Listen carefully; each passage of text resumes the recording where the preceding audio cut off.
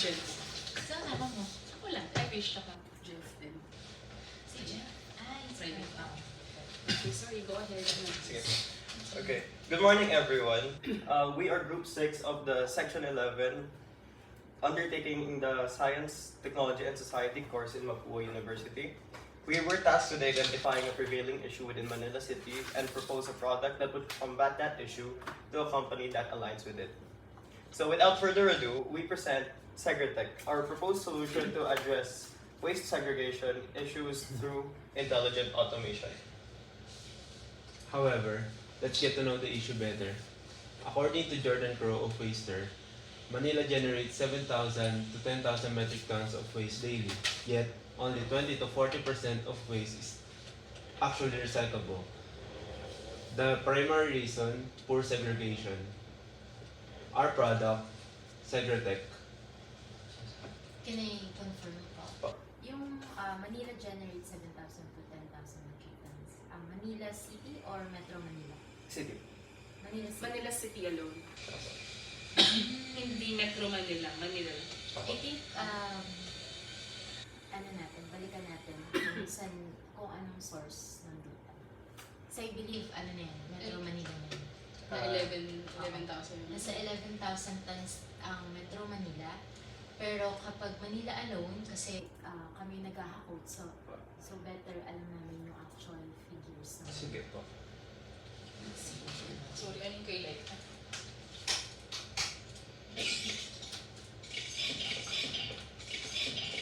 Open ko lang po yung data ko. Sige. Hindi namin alam yung password namin. Truly. We can naman batin naman sa discussion. Yeah. Sige. Interactive one. Okay. Para ma-update nyo rin yung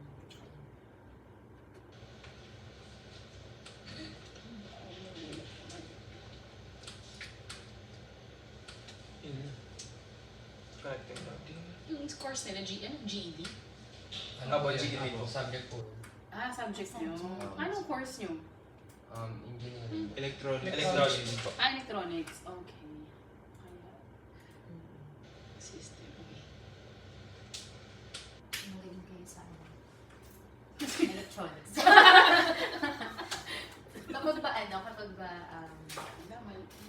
pag sa electronics, kailangan magaling din sa Sa inyo sa po. IT. May Not necessary. necessary.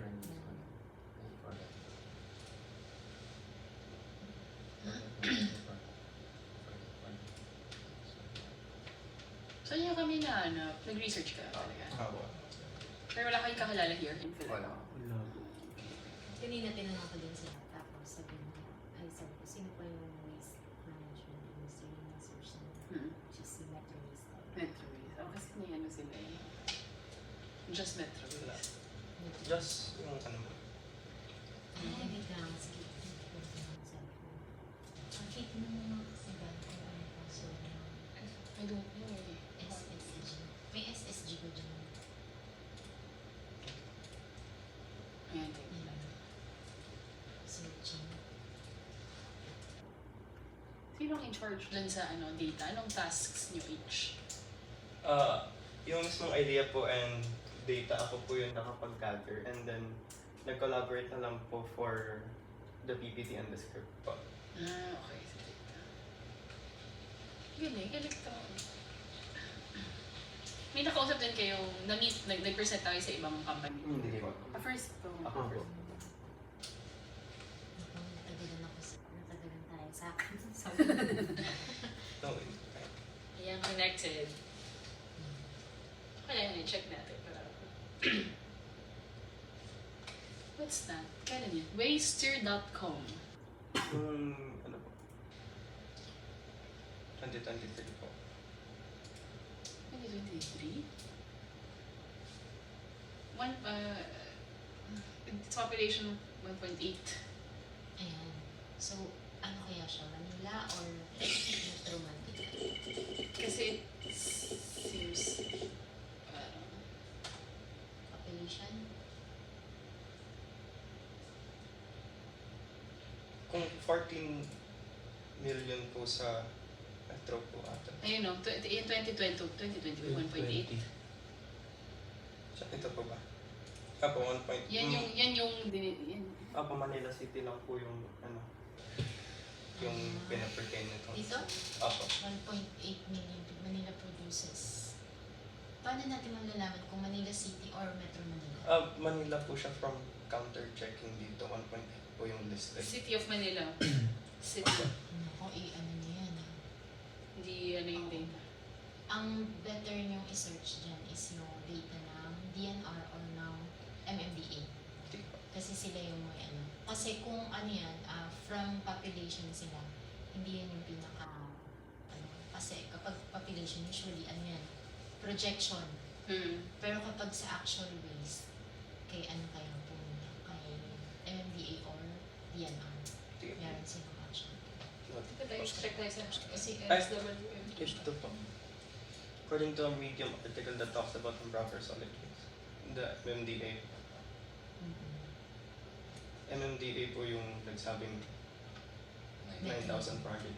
Pero that's Metro Manila. Apo. So, buong Metro Manila yung 9.4 tons per day. Oo. Hindi siya. Na ngayon, nung kailan pa yan? Yung 2023 po, tapos 2010 na po, 8,600. Ayun. So, Metro Manila. Apo.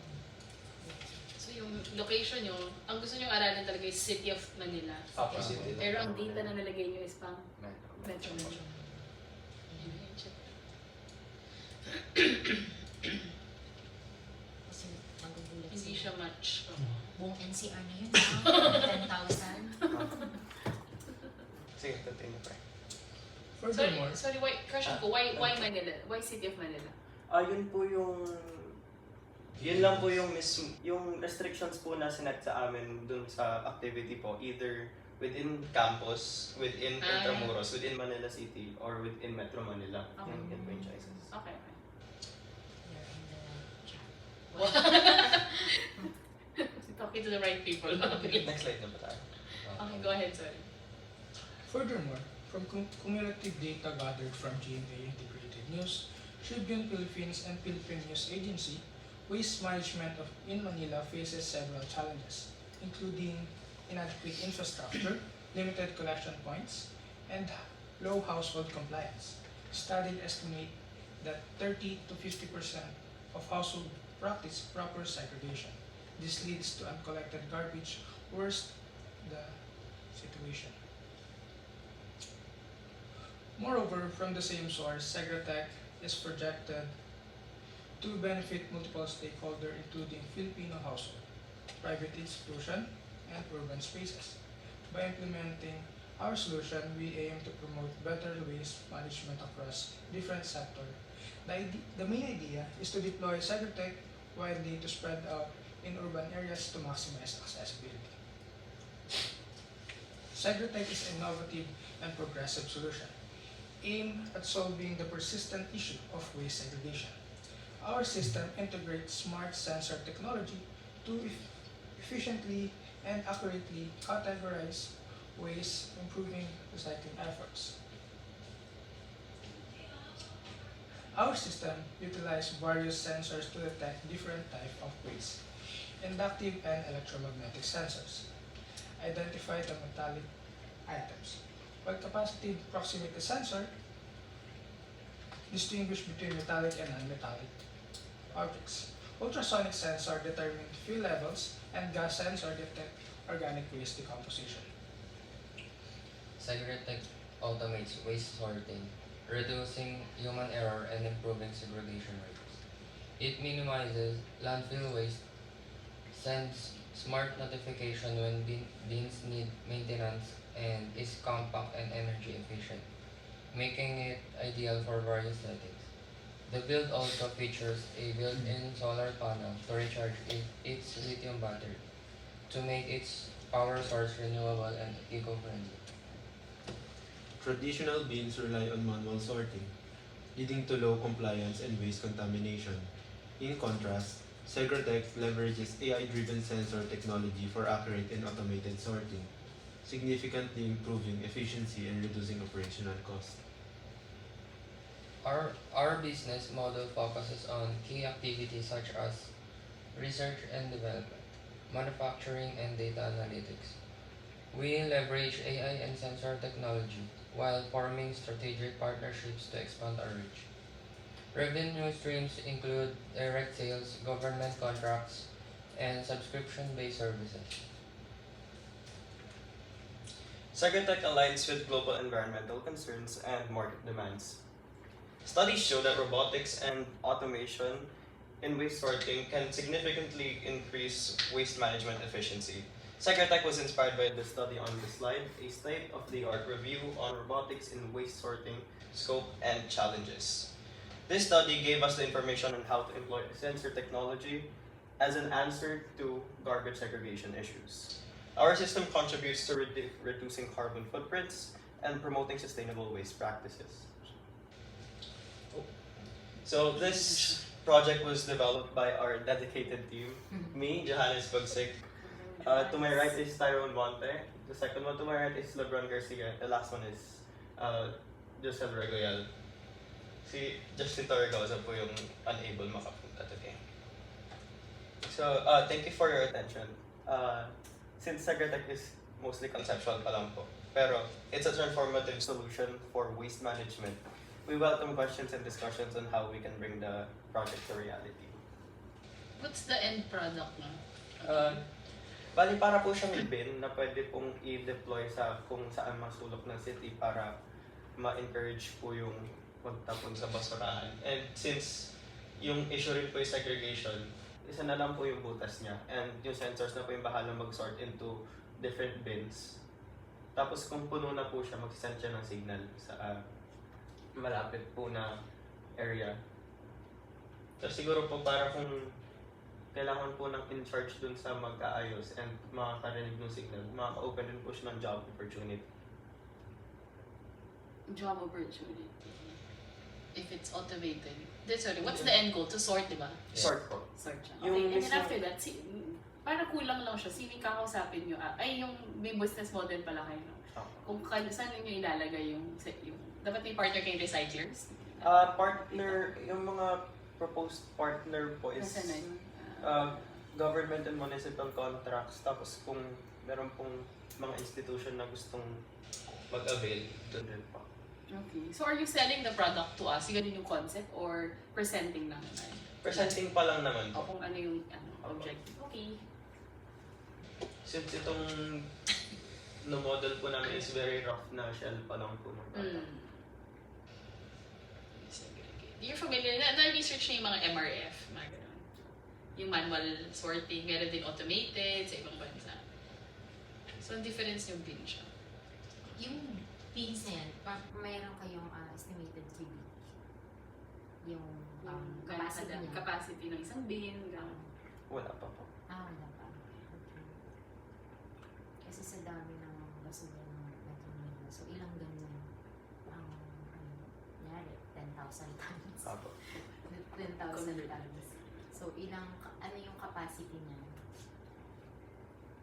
Or kung sa City of Manila lang kayo, meron doon, actual nila is nasa 3,500 cubic per day. Ilang ganyan yung possible. So, itong pinapresent ko sa amin is for the whole SEM. So, meron pa siyang kasunod? Ano po siya, yung GE po kasi, general ed subject po siya and natask lang po talaga kaming gumawa ng product and i-present. And yun po on our own volition na po namin kung i-take up po namin siya for thesis later in our college education.